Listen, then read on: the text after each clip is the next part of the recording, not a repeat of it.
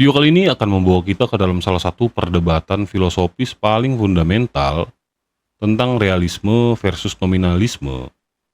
Apakah nilai saham memiliki keberadaan objektif yang terlepas dari persepsi manusia? Atau apakah ia hanya merupakan produk kesepakatan sosial yang tidak memiliki esensi di luar pemahaman kita? Pendukung realisme mungkin akan berargumen bahwa nilai saham mencerminkan sesuatu yang nyata, baik itu aset perusahaan, arus kas, atau prospek pertumbuhan. Dalam perspektif ini, nilai saham adalah entitas objektif yang dapat diukur. Jika kita mengikuti pemikiran Plato, maka nilai saham memiliki eksistensi dalam dunia bentuk, atau world of form.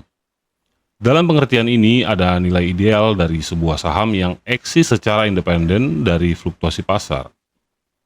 Harga pasar mungkin berubah-ubah, tetapi nilai sejati tetap ada sebagai konsep yang ideal.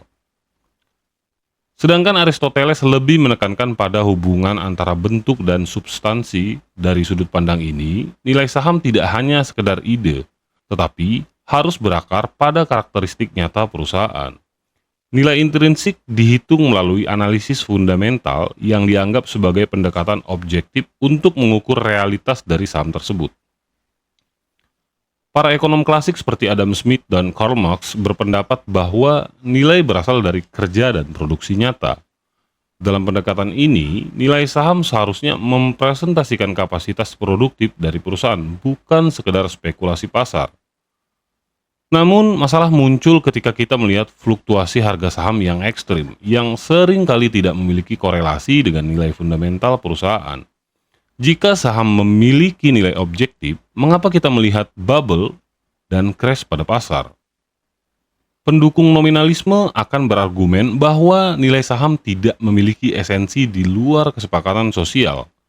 Artinya, harga saham hanya angka yang kita sepakati bersama sebagai refleksi dari kepercayaan pasar. William of Ockham, seorang filsuf nominalis terkenal, berpendapat bahwa hanya individu dan benda konkret yang nyata. Sementara konsep seperti nilai hanyalah konstruksi bahasa. Dengan kata lain, nilai saham tidak memiliki keberadaan objektif, di mana hanya angka yang kita sepakati. Seperti yang diungkapkan Harari dalam Sapiens, pasar saham adalah salah satu contoh utama dari mitos kolektif. Saham tidak memiliki nilai intrinsik di luar kepercayaan kita bahwa ia berharga. Apakah selembar saham Apple benar-benar berharga jika semua orang kehilangan kepercayaan padanya? Baudrillard, seorang pemikir postmodern, mungkin akan mengatakan bahwa nilai saham adalah simulacrum, di mana sesuatu yang tidak lagi memiliki hubungan dengan realitas, tetapi hanya eksis dalam bentuk spekulatif. Dalam hal ini, harga saham adalah hiperrealitas, di mana angka di layar komputer menjadi lebih nyata daripada kondisi fundamental perusahaan itu sendiri.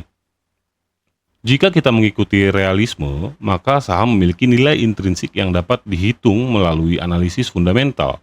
Namun, jika kita mengikuti nominalisme, maka nilai saham hanya ada sejauh kita semua sepakat bahwa ia memiliki nilai. Dalam praktiknya, keduanya tampak saling berkelindan.